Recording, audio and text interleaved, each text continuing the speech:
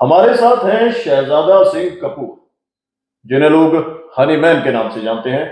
स्वागत करते हैं उनका और जानते हैं उनसे उनके सफर के बारे में। Welcome Hahnemann. Thank you. हम आपसे ये जानना चाहते हैं पहले कि शहजादा सिंह कपूर हनीमैन कैसे बने। ये एक बहुत पुरानी कहानी से इसको मैं स्टार्ट करता हूँ। ये कहानी है 1980s की। 1980s में मेरे फादर साहब ने बी कीपिंग स्टार्ट की, यानी कि मधुमक्खी पालन स्टार्ट किया। वो पहले बैच के बी कीपर थे जिनको पंजाब एग्रीकल्चर यूनिवर्सिटी ने बी हाइव दी। वहां से पहले उनका सफर स्टार्ट हुआ, जिनको आज लोग हनी किंग के नाम से जानते हैं। तो जब उनका सफर स्टार्ट हुआ तो उन्होंने बी कीपिंग स्टार्ट की। बी कीपिंग से हनी पैदा हुआ। हनी पैदा हुआ तो उस समय हनी बेचने की दिक्कत थी। आज के समय के जैसा उस समय नेटवर्क नहीं था, मोबाइल नहीं थे, तो उन्होंने बड़ी मुश्किल से जो भी उनके पास रिसोर्सेज थे उनको हनी सेल करना शुरू किया।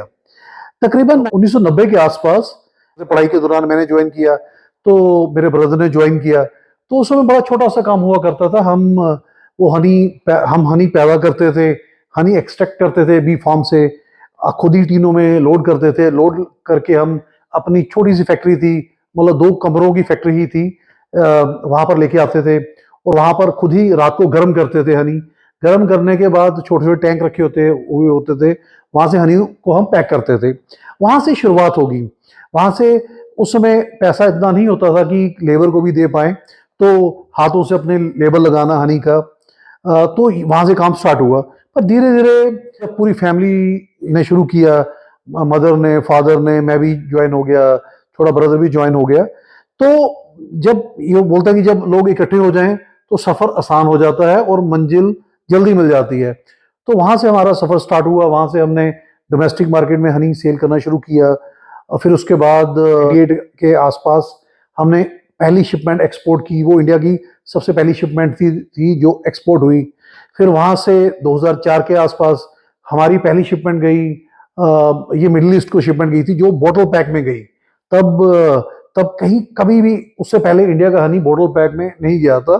तो मेड इन इंडिया का प्रोडक्ट सेल स्टार्ट हुआ।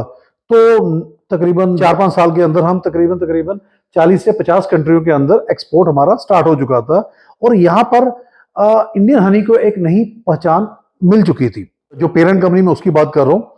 तो पिछले साल क्या हुआ कि पिछले साल मेरे फादर साहब का देहांत हो गया, क्योंकि उन्होंने सारी उम्र बी कीपिंग को दी थी और एंड जब सुबह को हुआ तो उससे पहले भी उनको पंजाब एग्रीकल्चर यूनिवर्सिटी ने अवार्ड दिया।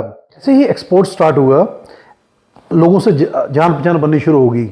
तो एक अपेडा गवर्नमेंट बॉडी है, वहाँ से भी 13 बार एज ए लीडिंग एक्सपोर्टर का अवार्ड मिला। बहुत सारे अवार्ड मिले as a best honey, Ukraine से, साउथ कोरिया से और इटली से, बहुत जगह से अवार्ड मिले। जर्मनी से सेकंड बेस्ट ऑर्गेनिक हनी का अवार्ड मिला।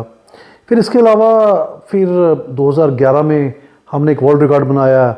उसमें हमने एक फुल ट्रेन लोड करके कई कंट्री में भेजी, जिसमें 90 कंटेनर लोड थे। फिर 2 साल बाद उसी रिकॉर्ड को ब्रेक किया, हमने 2 ट्रेनें इकट्ठी लोड की। उसके अंदर 4000 टन के करीब हनी था, 200 कंटेनर थे, वो हमने लोड करके वहाँ पर भेजा। तो इस तरह से जर्नी आगे बढ़ती चलेगी। तो अभी हमने सोचा कि अभी स्टार्टअप का ज़माना है, हमें ट्रेडिशनल बिजनेस से थोड़ा सा आगे निकलना चाहिए। तो हमने हनीमैन ब्रांड लॉन्च किया, क्योंकि लोगों ने हनीमैन कहना शुरू कर दिया था, क्योंकि सारी ज़िंदगी हनी के ऊपर ही निकल गई। तो वहाँ से हनीमैन ब्रांड की शुरुआत हुई। पर इस ब्रांड को हमने एक स्टार्टअप के रूप में ही मतलब स्टार्ट किया। ये स्टोरी है पूरी हनीमैन बनने की। जी, तो 13 बार आप लीडिंग एक्सपोर्टर रहे, वर्ल्ड रिकॉर्ड आपके नाम है। आप पहले देश के ऐसे व्यक्ति हैं जिन्होंने 4000 मीट्रिक टन शहद एक्सपोर्ट किया, 2 ट्रेनें भर के, और वो भी एक लिमिटेड टाइम में। जहाँ तक मुझे मालूम है कि आपने एक बहुत लिमिटेड पीरियड के अंदर उसको तैयार किया था। तो उसके बाद जब आप इतने बड़े लेवल पे थे, एक्सपोर्ट कर रहे थे, तो स्टार्टअप की ज़रूरत क्यों महसूस हुई? हनीमैन स्टार्टअप बेसिक है क्या? बहुत अच्छा क्वेश्चन है आपका। स्टार्टअप की जरूरत, स्टार्टअप का मतलब ये होता है कि कुछ ना कुछ इनोवेटिव पैदा करना, कुछ ना कुछ डिस्ट्रप्शन होना, स्केलेबल होना बिजनेस। अब जहाँ पर हनी को पिच कर रहे हैं, हम हनी को शुगर के रिप्लेसमेंट के ऊपर पिच कर रहे हैं। जैसे हमारे पास इस समय 20 कैटेगरीज हैं फूड प्रोडक्ट की और पर्सनल केयर की कैटेगरीज हैं। अब मैं आपको थोड़ा सा एग्जांपल देना चाहूँगा कि पहली कैटेगरी जैसे हनी की है, उसमें 13 तरह की हनी है। इंडिया के जो बेस्ट, इंडिया में 40 तरह के हनी निकलते हैं, जो उसमें से बेस्ट सिलेक्शन करके हमने 13 तरह के हनी अपने ब्रांड में उतारे हैं, जिसमें कश्मीर हनी हो गया, हिमालयन हनी हो गया, ऑर्गेनिक हनी हो गया, रॉ हनी हो गया, सिदर हनी हो गया, मल्टीफ्लोरा हनी हो गया, ब्लैक फॉरेस्ट हनी हो गया, लीची हनी हो गया। इस तरह के 13 हनी हैं। इसके अलावा बड़ी अच्छी इनोवेटिव रेंज हमने निकाली है च्यवनप्राश के अंदर।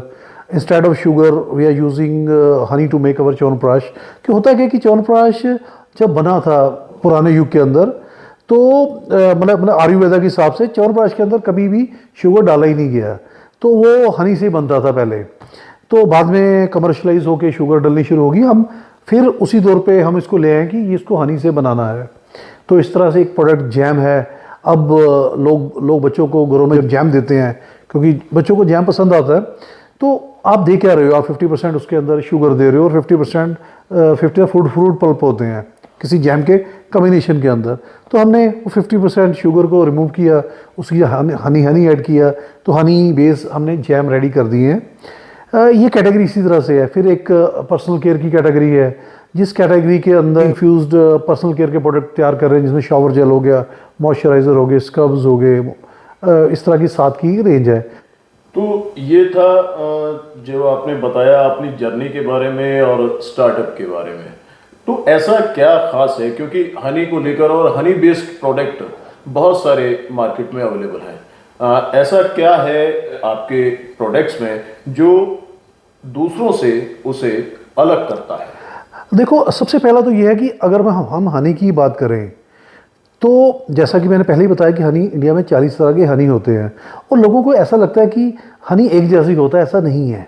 तो हमने जब लॉन्चिंग में प्लान किया, तो हमने पहले ही प्लान किया था कि हमने हनी और बी प्रोडक्ट बेस दुनिया की सबसे बड़ी रेंज तैयार करनी है, और अभी हम तैयार कर भी चुके हैं। हम क्लेम कर रहे हैं कि हमारे पास हनी और बी प्रोडक्ट बेस सबसे बड़ी रेंज है। ये सबसे, कि हमारे सारे प्रोडक्ट शुगर को रिप्लेस कर रहे हैं। आप मार्केट में अगर जाएंगे, इस तरह के सिमिलर प्रोडक्ट मिलेंगे, पर वो शुगर बेस से बने हुए मिलेंगे, हनी बेस से मिले हुए प्रोडक्ट नहीं मिलेंगे। जैसे मैंने च्यवनप्राश की बात कर रहा हूँ, आपको मिलेंगे शुगर बेस्ड प्रोडक्ट, जैम मिलेगा शुगर बेस्ड, टॉनिक मिलेंगे सिरप बेस्ड। तो हमारे सारे प्रोडक्ट जो 20 प्रोडक्ट के आसपास बने हुए हैं। अभी जैसे सॉस भी हैं, तो सॉस में जो है किस तरीके से आपने हनी को यूज़ किया है उनके अंदर? देखो, सॉसेस हैं, ये अमेरिकन रेसिपी है। जैसे वे कुछ इसमें 7 प्रोडक्ट है हमारे पास। कुछ प्रोडक्ट के नाम मैं आपको बताना चाहूँगा। जैसे अब स्वीट चिली सॉस होगी, पेरी पेरी हनी सॉस होगी, हनी मस्टर्ड सॉस होगी, बारबेक्यू हनी सॉस होगी। तो ये रेसिपीज़ अमेरिका से इंस्पायर हैं, क्योंकि अमेरिका के अंदर अच्छी सॉसेस बन रही हैं वो हनी से बनती हैं। आपको जानकर हैरानी होगी कि सॉसेस के अंदर भी ग्लूकोज पड़ता है, तो हमने ग्लूकोज को रिमूव करके उसकी जगह हनी यूज़ किया हुआ है। तो हनी का अपना एक टेस्ट है और इट्स ए हेल्दी। जी, तो आपने सुना हनीमैन को और सुना उनके सफ़र को और जाना उनसे कि किस तरह से हनीमैन स्टार्टअप शुरुआत हुई, उनके इनिशिएटिव प्रोडक्ट के बारे में, उनकी खासियत के बारे में, और अभी वो मार्केट में उतर रहे हैं, लोगों के लिए उपलब्ध हैं उनके उत्पाद। तो हम आपको बधाई देना चाहेंगे शुभकामनाओं के साथ। थैंक यू जी। ये उत्पाद लोगों के काम आए, और इसी के साथ इजाज़त चाहेंगे। धन्यवाद। जय हिंद, जय भारत।